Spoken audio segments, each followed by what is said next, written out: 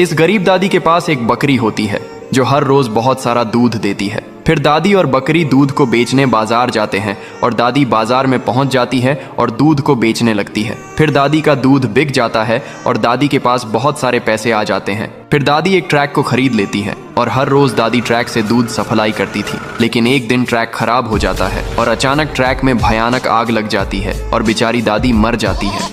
फिर बकरी दादी को देखकर बहुत रोने लगती है क्योंकि किसी ने लाइक सब्सक्राइब नहीं किया।